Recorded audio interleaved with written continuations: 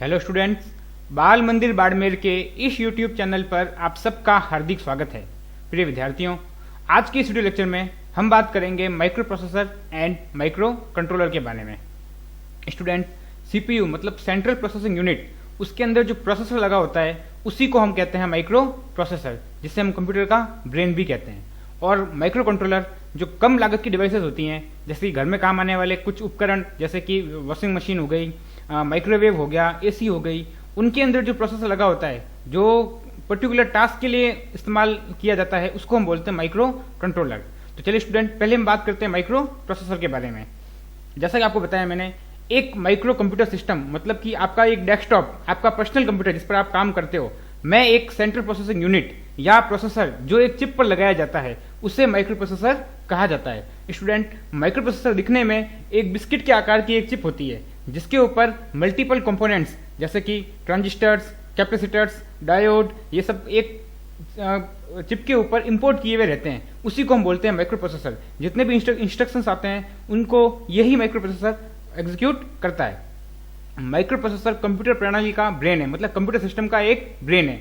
आप सब जानते हो, आपने अपनी अर्लियर छोटी क्लास में पढ़ा भी होगा कि सीपीयू को कंप्यूटर का ब्रेन कहते हैं, और सीपीयू के अंदर माइक्रो प्रोसेसर ही होता है जो सभी इंस्ट्रक्शंस को प्रोसेस करता है। तो माइक्रो प्रोसेसर को हम कंप्यूटर प्रणाली का ब्रेन भी कहते हैं। इसमें दो बुनियादी घटक कंट्रोल यूनिट और एएलयू अरिथमेटिक लॉजिक यूनिट होते हैं। ये सब आप सीपीयू के भाग हैं, और सीपीयू का मेन जो कंपोनेंट उसको माइक्रो प्रोसेसर ही होता है, इसलिए इस जो सीपीयू के जो मेन दो कंपोनेंट हैं वही दो कंपोनेंट इसके भी हैं, अरिथमेटिक लॉजिक यूनिट और सीयू।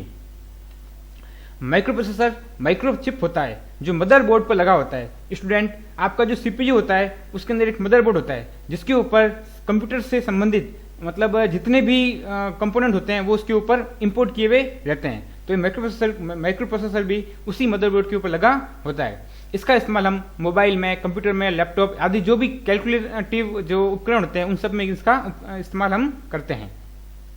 कंप्यूटर को दिया जाने वाला हर एक निर्देश, हर एक इंस्ट्रक्शन, हर एक इनपुट माइक्रो प्रोसेसर के पास पहुंचता है और वह डेटा प्रोसेसिंग करता है। प्रोसेसिंग का अर्थ है निर्देशों को क्रियान्वित करना और परिणाम प्रस्तुत करना।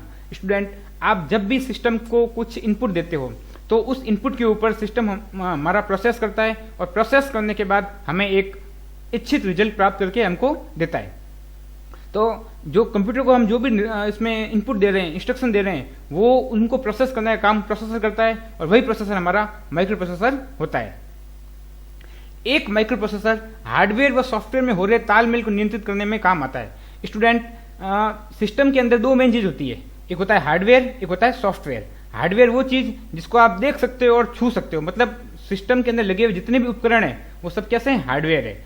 और इन सभी हार्डवेयर को कंट्रोल करने का काम कौन करता है, सॉफ्टवेयर। मतलब सॉफ्टवेयर के द्वारा हम इन हार्डवेयर को कुछ ना कुछ इंस्ट्रक्शन देते हैं, कुछ ना कुछ निर्देश देते हैं, जिससे ये सभी हार्डवेयर जिससे कि सॉफ्टवेयर के द्वारा दिए गए इंस्ट्रक्शन से ये सभी हार्डवेयर अपना काम करते हैं। तो हार्डवेयर और सॉफ्टवेयर के बीच में जो तालमेल होता है, मतलब कि हार्डवेयर इंस्ट्रक्शन देता है तो उन इंस्ट्रक्शन को प्रोसेस करने का जो काम होता है वो करता है हमारा माइक्रो प्रोसेसर, या कह दो उसको सिंपल प्रोसेसर। तो हार्डवेयर और सॉफ्टवेयर के बीच तालमेल को नियंत्रित करने का काम भी माइक्रो प्रोसेसर ही करता है। और हम इसे एक ऐसा डिवाइस भी कह सकते हैं जो सॉफ्टवेयर के निर्देशों को कंट्रोल करने में काम आता है। एक ही बात है, जो मतलब सॉफ्टवेयर के द्वारा हम जो इंस्ट्रक्शन देते हैं, जो हम निर्देश देते हैं, उनको जो कंट्रोल करता है, उनको जो प्रोसेस करता है, वही हमारा माइक्रो प्रोसेसर होता है। प्रोसेसर की शक्ति गीगाहर्ट्ज पर निर्भर करती है। स्टूडेंट, गीगाहर्ट्ज मतलब हर्ट्ज। आज के टाइम में हम गीगाहर्ट्ज इस्तेमाल करते हैं, शुरुआत में हर्ट्ज, फिर किलोहर्ट्ज, फिर मेगाहर्ट्ज, और आज के टाइम में प्रोसेसर इतने एडवांस हो गए हैं कि हम उसके अंदर हम गीगाहर्ट्ज का इस्तेमाल करते हैं। मतलब जो प्रोसेसर जितने ज्यादा गीगाहर्ट्ज का होगा वो उतने ही ज्यादा इंस्ट्रक्शंस को एक समय पर एग्जीक्यूट कर पाएगा। तो मतलब जितना ज्यादा गीगाहर्ट्ज होगा हमारा प्रोसेसर भी उतना ही ज्यादा शक्तिशाली होगा। प्रोसेसर की शक्ति गीगाहर्ट्ज पर निर्भर करती है, यानी जो प्रोसेसर जितने ज्यादा गीगाहर्ट्ज का होगा उतनी ही तेजी से गणना करेगा। मतलब हमारे कंप्यूटर सिस्टम की स्पीड क्या होगी इंस्ट्रक्शंस को प्रोसेस करने की, वो डिपेंड करता है कि हमारा प्रोसेसर कितना शक्तिशाली है। जो प्रोसेसर जितना ज्यादा गीगाहर्ट्ज का होगा वो प्रोसेसर उतना ही ज्यादा शक्तिशाली होगा और उतना ही जल्दी वो हमको रिजल्ट निकाल करके देगा। माइक्रो प्रोसेसर समय के साथ अपनी बढ़ी हुई प्रोसेसिंग क्षमता, घटते भौतिक आकार और कम लागत के मामले में विकसित हुए हैं। स्टूडेंट, शुरुआत में जैसे कि आप सब ने अगर कंप्यूटर की पीढ़ियाँ पढ़ी हैं तो आप सब जानते हो कि फर्स्ट जनरेशन के कंप्यूटर जो होते थे वो एक रूम के आकार के होते थे। उनके अंदर वैक्यूम ट्यूब्स का इस्तेमाल होता था और हम ट्रांजिस्टर्स का इस्तेमाल करते थे प्रोसेसिंग करने के लिए, जिनकी साइज बहुत ज़्यादा होती थी और वो बिजली को ज़्यादा खपत करते थे और उनकी लागत भी बहुत अधिक आती थी। इसलिए नॉर्मल यूज़र जो होता है उसकी पहुंच से वो कंप्यूटर्स बहुत दूर थे, उनको न तो परचेस कर सकता था न ही उनका इस्तेमाल इजीली कर सकता था। तो जैसे जैसे कंप्यूटर का विकास हुआ हमने उन सिस्टम्स को छोटा किया। छोटा करने का मतलब क्या है कि जो पहले हम जहाँ ट्रांजिस्टर्स का और वैक्यूम ट्यूब्स का इस्तेमाल करते थे वहीं पर हम आईसीज का इस्तेमाल करने लग गए। आईसीज बहुत छोटे आकार की होती थी और एक आईसी के ऊपर हम मल्टीपल कंपोनेंट्स को इंपोर्ट कर सकते थे। तो बस यही चीज़ है कि माइक्रो प्रोसेसर समय के साथ अपनी बढ़ी हुई प्रोसेसिंग क्षमता, मतलब जैसे जैसे कंप्यूटर में विकास हुआ है उनकी प्रोसेसिंग स्पीड भी बढ़ी है और उनका जो फिजिकल आकार है, फिजिकल साइज है वो भी छोटी हुई है, उनकी लागत भी कम हुई है और जो उनका इलेक्ट्रिसिटी उपभोग है, बिजली का जो वो उपभोग करते थे वो भी हमारे उसमें भी कमी आई है। और जो आज के माइक्रो प्रोसेसर हैं वो प्रति मिली सेकेंड लाखों निर्देशों को प्रोसेस करने में सक्षम है। आगे माइक्रो प्रोसेसर कंप्यूटर के अंदर आप देखो ये मेन एक आप इसको कह सकते हो कि ये माइक्रो प्रोसेसर की एक मतलब डेफिनेशन हो जाएगी, परिभाषा हो जाएगी। माइक्रो प्रोसेसर कंप्यूटर के अंदर एक छोटे आकार का इलेक्ट्रॉनिक कंपोनेंट, एक घटक है। मतलब एक छोटे आकार का मतलब क्या, एक बिस्किट के आकार का एक घटक है जो डेटा प्रोसेसिंग के साथ साथ अंक गणित मतलब अर्थमेटिक और तार्किक मतलब लॉजिकल संचालन में शामिल विभिन्न कार्यों को करता है। मतलब डेटा प्रोसेसिंग के साथ साथ अंक गणित और तार्किक संचालन में भी शामिल कार्यों को ये करता है। मतलब प्रोसेसिंग का काम कौन करता है? हमारा माइक्रो प्रोसेसर, जो कि एक इलेक्ट्रॉनिक कंपोनेंट है। इन दिनों एक माइक्रो प्रोसेसर एक इंटीग्रेटेड सर्किट पर बनाया गया है। जैसे कि आपको मैंने बताया कि जैसे ही आईसी का विकास हुआ, आईसी क्या होता है? एक सर्किट, एक चिप जिसके ऊपर हम लाखों छोटे छोटे घटक जैसे प्रतिरोधक मतलब रजिस्टर्स, ट्रांजिस्टर्स और डायोड को शामिल करते हैं। ठीक, मतलब एक आईसी क्या होगी? एक चिप, इंटीग्रेटेड सर्किट, उसके ऊपर हम मल्टीपल कंपोनेंट्स को इंपोर्ट करके उस आईसी को बनाते हैं और वही हमारा माइक्रो प्रोसेसर कहलाता है। जो आकार में क्या होता है? बहुत छोटा। जो पहले जो होते थे उसमें हम होते थे ट्रांजिस्टर्स। आगे हम देखते हैं माइक्रो प्रोसेसर की जनरेशंस।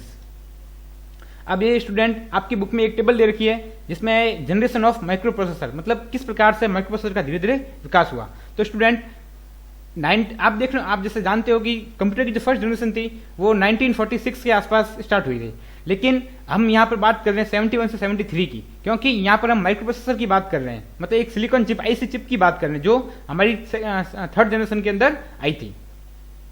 तो सबसे जो माइक्रो प्रोसेसर की फर्स्ट जनरेशन है वो स्टार्ट हुई थी 71 से लेकर 73 तक। यहाँ पर जो हमारी चिप का टाइप था, मतलब चिप का टाइप मतलब एक चिप के ऊपर मल्टीपल कितने अधिक कंपोनेंट्स को हम इंपोर्ट कर सकते हैं। जैसे जैसे हम जनरेशन में आगे बढ़ते गए हमने उस छोटी चिप के ऊपर अधिक से अधिक कंपोनेंट को इंपोर्ट करना शुरू कर दिया। तो चिप का टाइप था यहाँ पर LSI, मतलब large scale integration. Large scale integration मतलब एक चिप के ऊपर हम कई सारे कंपोनेंट्स को इंपोर्ट करते थे और धीरे धीरे हम आगे बढ़ते गए। लार्ज से आए वेरी लार्ज से आए सुपर लार्ज, इस प्रकार से हमने चिप की टाइप को भी आगे इंप्रूव किया है।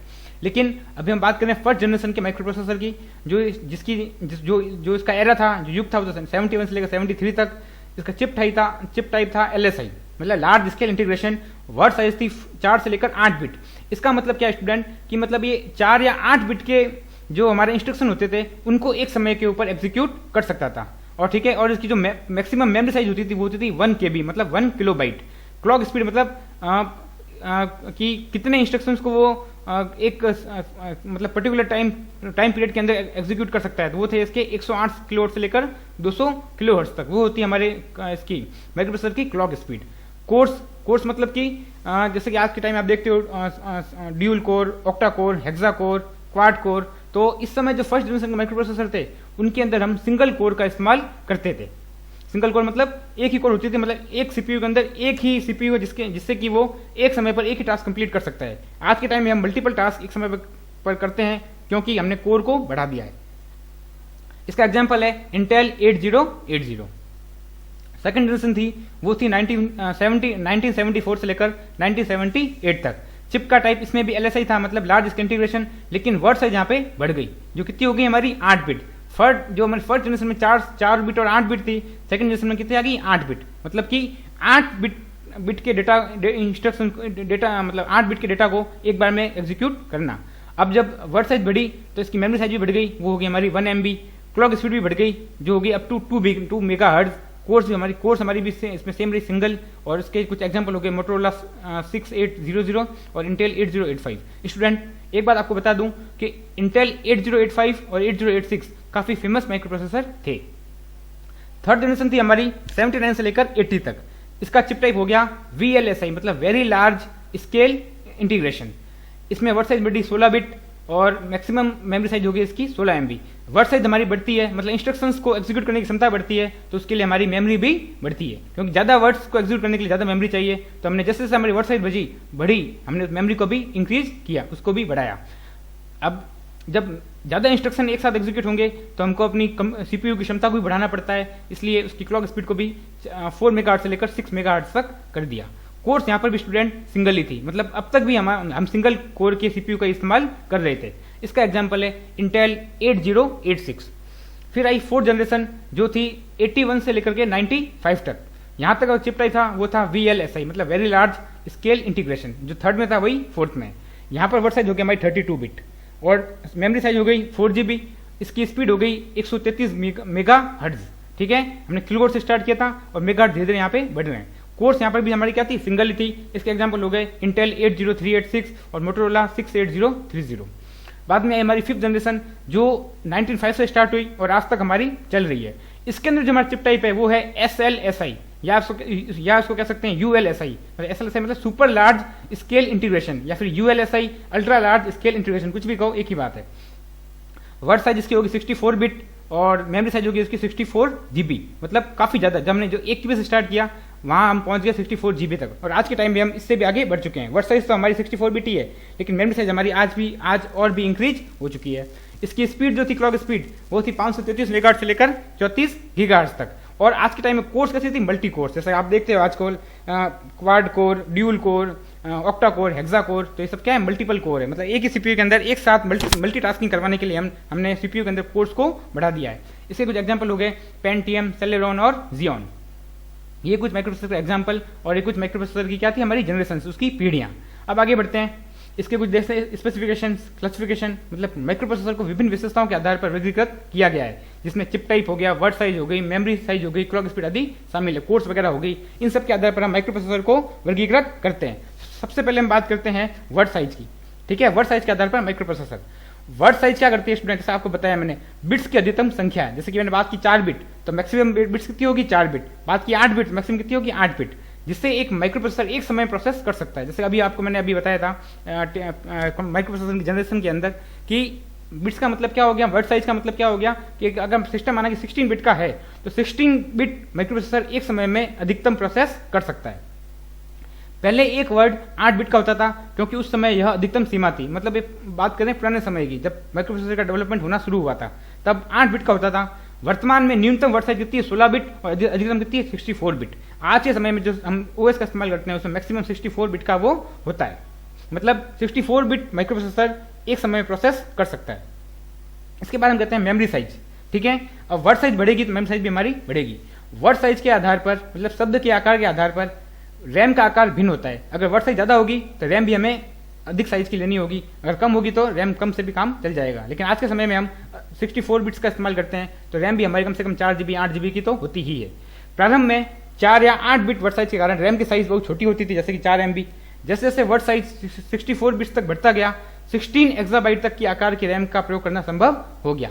स्टूडेंट, मैंने आपको जब कंप्यूटर मेमोरी पढ़ाई थी तो उसके अंदर कंप्यूटर मेमोरी के अंदर सब मेमोरी बताई थी कि बिट्स क्या होती है, निबल क्या होती है, KB, MB, gigabyte, terabyte, exabyte सब बताया था। तो आप उस वीडियो को जरूर देखना है, जिससे आपको समझ में आ जाएगी मेमोरी साइज को हम किस प्रकार से क्लासिफाइड करते हैं। तो ये हो गया हमारा मेमोरी साइज। इसके आधार पर भी हम माइक्रोप्रोसेसर का वर्गीकृत करते हैं। इसके बाद आ जाएगा हमारा क्लॉक स्पीड, मतलब कि एक जो सिस्टम की जो स्पीड है हमारे, मतलब CPU की इंस्ट्रक्शंस को प्रोसेस करने की स्पीड, उसको हम कहते हैं क्लॉक स्पीड। कंप्यूटर के अंदर एक आंतरिक घड़ी होती है जो समय के नियमित अंतराल पर पल्स मतलब सिग्नल उत्पन्न करती है। ठीक है, क्लॉक स्पीड का सीधा सा मतलब है कंप्यूटर के अंदर की घड़ी द्वारा प्रति सेकंड उत्पन्न होने वाले पल्स की संख्या। मतलब एक सेकंड के अंदर कंप्यूटर कितने पल्स को जनरेट करता है, उतने इंस्ट्रक्शन को वो एग्जीक्यूट कर सकता है। मतलब वही हमारे CPU की स्पीड कहलाएगी। क्लॉक स्पीड उस गति को इंगित करती है जिस पर कंप्यूटर निर्देशों को निष्पादित कर सकता है। मतलब कि वो कंप्यूटर की स्पीड, सीपीयू की वो स्पीड जिस स्पीड पर सीपीयू हमारा इंस्ट्रक्शन को एग्जीक्यूट करता है, उसे कहेंगे हम सीपीयू की या माइक्रोप्रोसेसर की क्लॉक स्पीड। इससे पहले हर्ट्ज और किलो हर्ट्ज में नापा जाता था, लेकिन प्रौद्योगिकी मतलब टेक्नोलॉजी और चिप घनत्व, चिप की डेंसिटी, जैसा कि आपको बताया मैंने पहले एलएसआई, फिर वीएलएसआई, फिर यूएलएसआई, तो जैसे चिप घनत्व में प्रगति के साथ अब इसे गीगाहर्ट्ज में मापा जाता है, यानी कि बिलियंस ऑफ पल्स पर सेकंड, मतलब एक सेकंड के अंदर हम बिलियंस सिग्नल्स को, बिलियंस मतलब 1 बिलियन होता है 100 करोड़ के आसपास, तो 100 करोड़ से भी अधिक सिग्नल्स को जनरेट कर सकते हैं। तो आजकल के जो हमारे सीपीयू होते हैं उनकी स्पीड बहुत ज़्यादा फास्ट होती है।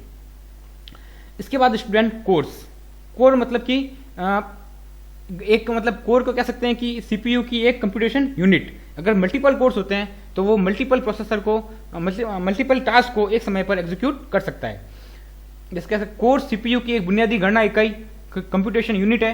पहले के प्रोसेसर में केवल एक गणना इकाई होती थी, जिससे एक समय में केवल एक ही कार्य करने में सक्षम होता था, मतलब एक समय में ओनली फॉर एक कार्य होता था।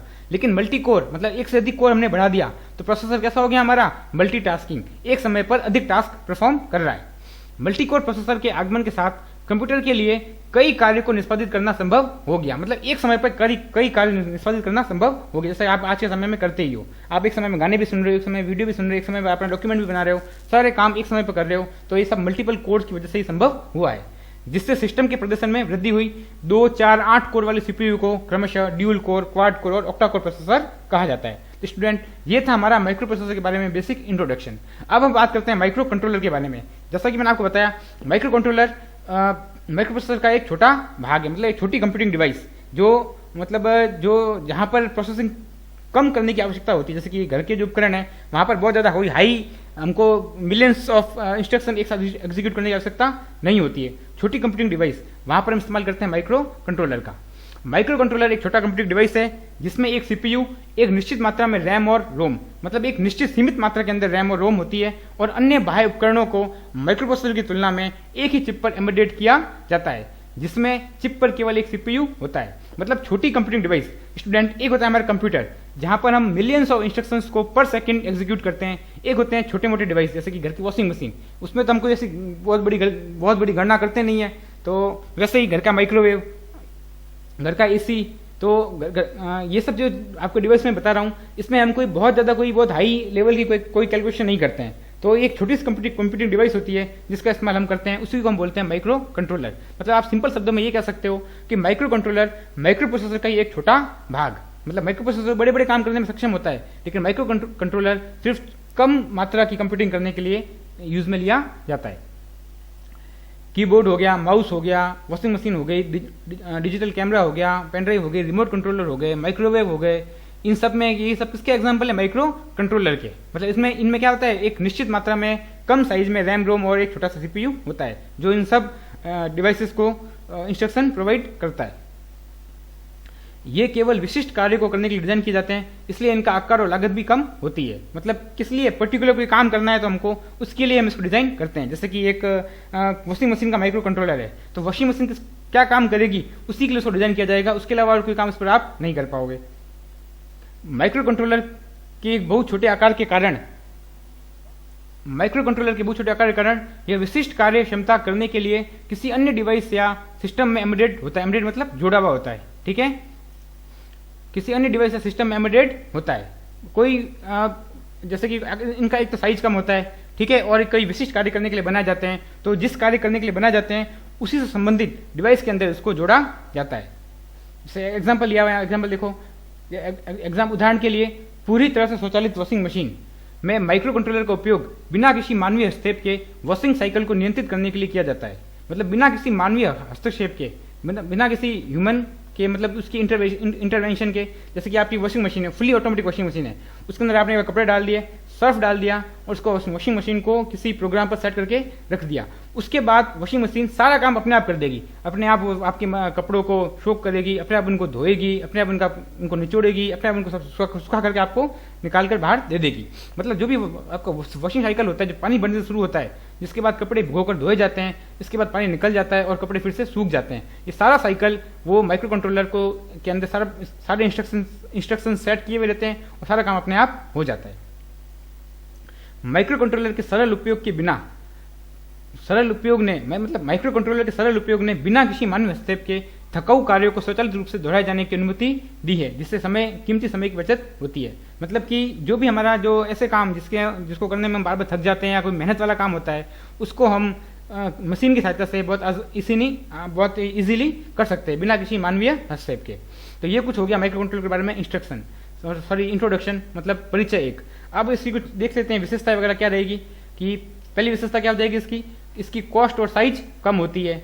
ठीक है, मतलब माइक्रो प्रोसेसर के मुकाबले इसकी कॉस्ट और साइज कम होती है, क्योंकि ये किसी पर्टिकुलर टास्क को करने के लिए ही बनाए जाते हैं। यह निम्न क्लॉक रेट फ्रिक्वेंसी, मतलब कम क्लॉक रेट, मतलब कम मेगाहर्ट्ज किलोहर्ट्ज पर भी काम कर जाते हैं पर ऑपरेट होता है। सामान्यतः यह 4 बिट वर्ड्स का प्रयोग करता है और यह बहुत ही कम पावर को कंज्यूम करता है। मतलब इसके लिए हमको बिजली भी बहुत कम देनी पड़ती है और कम साइज के अंदर भी काम कर जाता है, क्योंकि इसको बहुत कम कंप्यूटिंग करनी होती है। इसके पास एक डेडिकेटेड इनपुट डिवाइस होती है और अक्सर इनपुट के लिए छोटा एलईडी या एलसीडी डिस्प्ले होता है। स्टूडेंट, ये चीज़ आपने अपने वॉशिंग मशीन में, अगर आपके घर में है ऑटोमेटिक वॉशिंग मशीन, आपने उस पर देखी होगी, या फिर आपने टीवी में देखा होगा छोटे मोटे डिस्प्ले होते हैं, या फिर आपने एसी पे देखा होगा एक छोटा डिस्प्ले दिया हुआ होता है जिसके अंदर आप जिसमें आप इनपुट दे सकते हो और उसकी इनपुट के अनुसार आपका घर के जो डिवाइस होते हैं, उपकरण होते हैं, वो काम करते हैं। आमतौर पर यह अन्य उपकरणों से जुड़ा रहता है और अन्य उपकरणों को कार्य को कंट्रोल करता है। मतलब कि क्या करता है, जो भी ऐसे छोटे मोटे उपकरण होते हैं जहां पर हमको छोटी मोटी कंप्यूटिंग डिवाइस करनी होती है, वहां पर इसको हम जोड़ देते हैं और उन्हीं कार्यों को ये कंट्रोल करता है। माइक्रो कंट्रोलर के द्वारा प्रयोग किया जाने वाला प्रोग्राम रोम में स्टोर रहता है। स्टूडेंट, आपको मेमोरी में बताया था मैंने, प्राइमरी मेमोरी 2 प्रकार की होती है, रैम और रोम। रैम के अंदर डेटा कैसा होता है, वॉलेटाइल, और रोम कैसा होता है, नॉन वॉलेटाइल। मतलब कि रोम में डेटा वो डालते हैं जिसकी हमको मतलब फ्रिक्वेंटली जिनको एग्जीक्यूट करने की आवश्यकता होती है। तो माइक्रो कंट्रोलर का इस्तेमाल हम वहीं करते हैं जहां हमें कोई पर्टिकुलर टास्क करना होता है, तो उसके जो भी इंस्ट्रक्शन होते हैं उनको हम रोम में स्टोर करके रखते हैं। यह उन परिस्थितियों में प्रयोग होता है जहां सीमित कंप्यूटिंग कार्य की आवश्यकता होती है। मतलब जहां पर कंप्यूटिंग कार्य सीमित होते हैं वहीं पर हम माइक्रो कंट्रोलर का इस्तेमाल करते हैं, लेकिन जहां पर कंप्यूटिंग हमको बहुत ज़्यादा करनी होती है वहां पर हम माइक्रो प्रोसेसर का इस्तेमाल करते हैं। तो स्टूडेंट, आज के इस वीडियो में मैंने आपको बताया है कि माइक्रो प्रोसेसर क्या होता है और माइक्रो कंट्रोलर क्या होता है। आई होप आपको इन दोनों के बीच में फर्क भी समझ में आया होगा। स्टूडेंट, आज की वीडियो में इतना ही। धन्यवाद।